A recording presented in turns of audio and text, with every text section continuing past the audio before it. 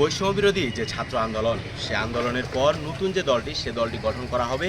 এ দল নিয়ে আসলে কি বলছেন সাধারণ মানুষ ও ঠাকুরগাঁও থেকে বৈষম্য বিরোধী ছাত্র আন্দোলনের সামনে থাকা যেসব নেতৃত্ব ছাত্ররা। আসলে নতুন দলের কাছে আমাদের যে চাওয়ার জায়গাটা, আমাদের গতানুগতিক রাজনীতি থেকে বেরিয়ে এসে নতুন একটি রাজনৈতিক প্রেক্ষাপট তৈরি হওয়া, আমাদের যে জেনারেশন, এই জেনারেশনের চাহিদা অনুযায়ী আমরা যেন একটা নতুন অপশন পাই।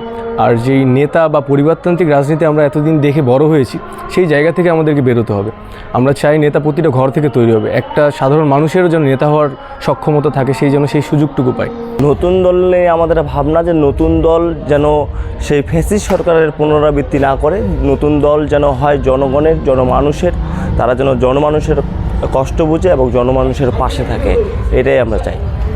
আসলে ঢাকা যাওয়ার বিষয়ে বলতে গেলে আমাদেরকে সেন্ট্রাল থেকে যোগাযোগ করা হয়েছে, আমাদেরকে যাওয়ার জন্য তারা অনুরোধ করেছেন।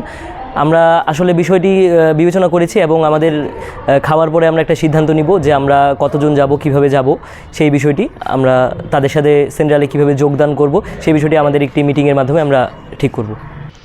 নতুন যে দলটি আসতেছে, আমরা চাই আমাদের সবার সাথে একসাথে কাজটি করতে পারে।